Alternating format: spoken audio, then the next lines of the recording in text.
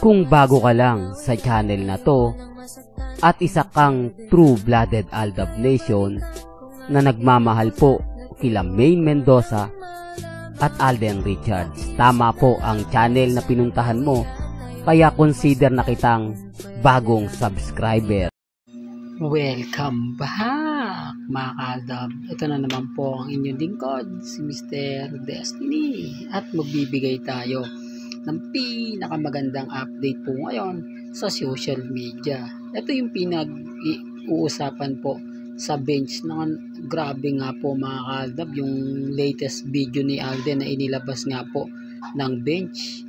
Di po ba? Ang kagandahan lang po nito sa bagong video po ng bench, wala po ron si Catherine Bernardo at nung naandun si Ina Raymundo. Pansin nyo po ba na nagbago na po na mga kumbaga kasali, maliban lang po kay Richard Polkerson. Halos lahat po ata pinalitan, pero ang nanatiling updated walang iba kundi si Richard Polkerson. Baka sabihin nyo, fake news na naman ha. Sinasabi ko lang po ito mga Aldab dahil kumbaga pinag-uusapan at pinagpipiestahan.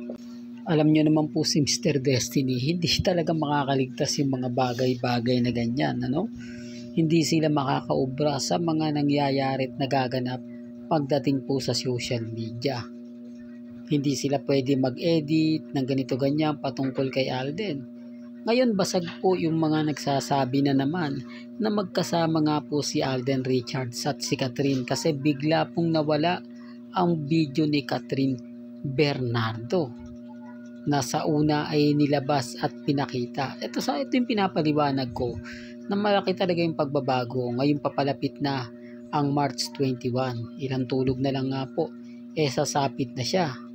Kaya yung iba nag-aabang na kung ano nga po ba talaga yung magaganap at kung ano nga po ba yung mangyayari. Sabi ko nga po sa inyo dito po sa channel ni Mr. Destiny, 101% di po ba updated po kayo sa mga nangyayari, sa mga nagaganap. Huwag po kayong magpapadala at huwag po kayong magpapaapekto.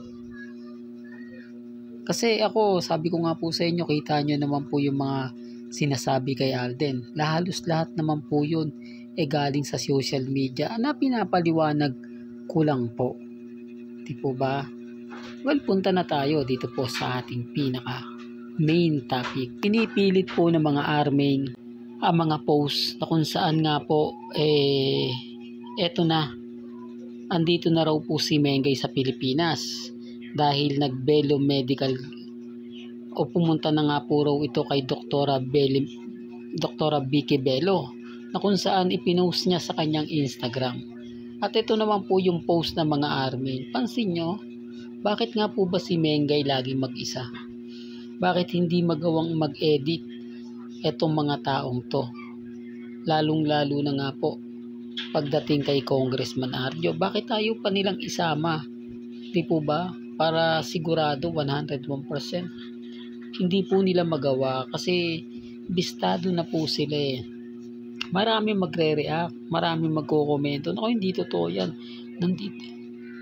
Nandito si Congressman Arjo at wala siya dyan. Kaya ang sabi ko sa inyo, pansin nyo po ba yung mga post? Dahil kung malalaman sa Kongreso yan na nagbabakasyon lagi madalas si Congressman Arjo, hindi na siya magiging top. Di po ba? Saan ka naman kasi makakita na naging most outstanding congressman? Yung panay libot lang ng buong mundo. Sa Greece, sa Italy, halos buong Europe daw po nalibot niya. Alam nyo, maraming kumu-question. Pero gaya yung sinabi ko, kumbaga hindi natin yan hindi natin yan update. Iba na po yung mga nagkikritiko dyan. Siyempre, mga kalaban sa politika, pero never po yun. Di po ba? Never pong ginawa ni Congressman. Kaya nga po walang mga issue kay Ibiang Hindi siya nagsalita, hindi siya nag-react kasi alam niya naman totoo na hindi naman totoo yung mga ginagawa ng army. Wala nga po siyang basbas sa mga post na yun. At makikita mo ni siya hindi po nag-post. Tatanggapin lang sa korte, mga kaaldab, sa mga nag-iimbestiga kung yung post galing mismo sa social media account ni Congressman Arjo o sa social media ni Mengay. Pero hindi, although meron pong iba, yun po yung topak, di po ba? Yun po yung The Bagman na pinopromote po ng ABS-CBN sa ibang bansa na tinatawagan lang po si Congressman Arjo, pero hindi ganun katagal, hindi ganun ka haba. Kaya nga po yung iba nagtataka na lang po ako dahil taliwas po sa mga binabalita ng ABS-CBN at sa ibang news, o ibig kong sabihin sa ibang update ng Armin. Hindi talaga sila tugma, pero sabi ko hindi naman po tayo namimilit, di po ba? Alam nyo naman po na si Mr. Destiny pagdating sa mga bagay-bagay na ganyan, updated yan. Ngayon hindi nila tayo masabi na ganito ganyan kasi kaya po wala si Main sa Itbulaga Monday to Wednesday, tape lang po yun. Nagla-live po lang niya sila dyan sa Webes, kaya sa Webes po naandyan na nga po daw si Main Polkerson. Yun ang sabi nila, mga kaaldab, pero okay lang naman po yan kasi pag walang ganap naman si Main, nandyan naman si Alden nagpaparamdam naman po si Richard Polkerson. Nakikita nyo naman po siguro at nababasa nyo yung mga pinopost sa social media. Bagamat maraming kwento na keso ganito, keso ganyan, okay lang po yan. Hayaan nyo lang po sila kasi hindi naman po yan magpapatalo Itong mga bitter na galit po sa Aldab, pagka kinustyon mo yan, lalo lang po yan manggagalaite. Lalo lang po yung maiinis. Lalo lang yung mabubwisit. Kaya wag nyo na pong patulan. Di po ba? Mas maganda pa nga po yun, mga kaaldab, dahil kapag pinatulan mo siya, talaga naman pong, di po ba? Sinasabi ko lang po ito, mga kaaldab, para lang po malinaw. Para lang po klaro. Lalo na nga po sa mga taong dumadaan at bumibisita po sa channel ni Mr. Destiny.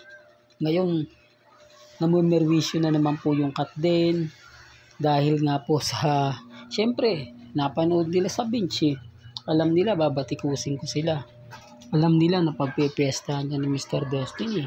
Sasabihin, tama na naman si Mr. Destiny na wala na namang cut din kasi ultimo sa post. Tinanggal. Di po ba?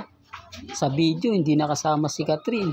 So, syempre sasabihin ng iba, utos yun ng GMA Network o utos yun ng bench na wag na magsama yung dalawa dahil may hindi nga ikatutuwa ng ibang fans, lalo na po yung Katnil. Kaya eto na nga po nagkakalabasan Nabasag sila kasi sabi nila March 21, Alden Richards at Catherine Bernardo muling sasabak sa isang show na kung saan yun nga po yung tinutukoy nila, yung bench. Di po ba? Nararampa nga po raw na magkasama. Kung mapapanood nyo yung rampa ni Catherine Bernardo, di po ba? Na sobrang daring. Talagang mapapawaw ka pag nakita mo na parang nag-perform sa club. Di po ba? Sinasabi ko lang po ito, mga kaaldab, para lang po malinaw. Pinapaliwanag ko lang po ito para lang po sa mga taong bumibisita at dumadaan sa channel ko. Kaya relax lang po kayo. Maging kampante lang, maging matatag. Kasi, kumbaga, hindi naman tayo basta-basta nagpapa-apekto Lalo na po yung mga bitter. Hayaan nyo lang po sila. Dito lang po tayo kay na Alden at kay Main. Kahit pilit, anong gawin po nilang pampipilit kina Alden at kay Main, hindi po tayo natitinag. Kaya sa mga nagsasabing bitter ako, galit na galit ako, wag po kayong maniwala kasi sa akin, kung ano lang po yung nakikita po ninyo ngayon, napapanood, napapakinggan, base lang naman po yan sa mga pinopostin po nila Mengay at ni Richard Polkerson Jr. Hanggang dito na lang po ang ating latest updates. Kaya kung gusto nyo pa po ng pinaka-latest at sariwang update. Abay, tumutok lang po kayo dito po sa channel ni Mr. Destiny para updated po kayo sa mga bago at sa mga latest na i-upload po natin maya-maya lang. Hanggang sa muli, salamat po sa panonood at pakikinig.